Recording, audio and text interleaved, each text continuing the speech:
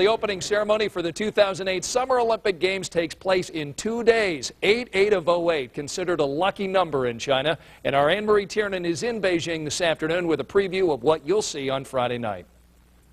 Greetings from Beijing, where the Olympic torch arrived here this morning. It will tour the host city for 3 days before the cauldron is lit during opening ceremonies at the Bird's Nest right behind me on Friday night.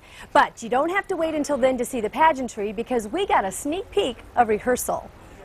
The crowd started arriving more than 2 hours before the rehearsal. It's my first time to come here.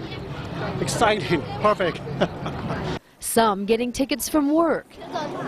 What happens inside the Bird's Nest will be broadcast round the globe. BBC Newsline will tell you the story of the Ulster dimension to these Olympic Games. And the element of surprise is the spice of a spectacular show.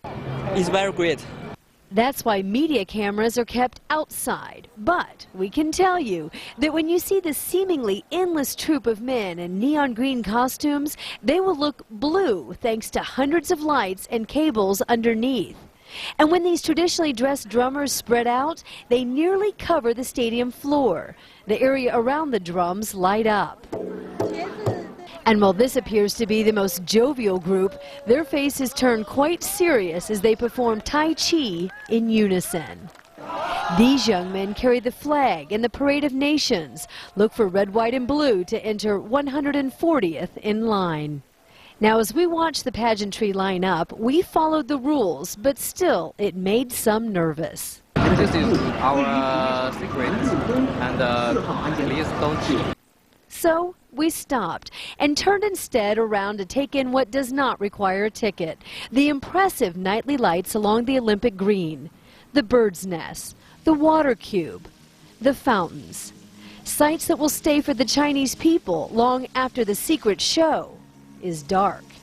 Certainly is beautiful along the Olympic green at night. Now, the big question, who will light the torch on Friday night? Yao Ming was the odds-on favorite before now, but since he carried the torch in Tiananmen Square this morning, there remains a question, because tradition is that you only carry the torch during one leg of the journey. So we'll have to wait until Friday night to see who gets that honor. In Beijing, Marie Tiernon, Eyewitness News. Dan, thanks very much, and you can watch the opening ceremony live here on Channel 13 Friday night. Remember, Ann is blogging on WTHR.com. Read her blog, check out the slideshows, and watch her special reports on Eyewitness News Sunrise. She'll also bring you some of the Indiana athletes coming up in our next half hour.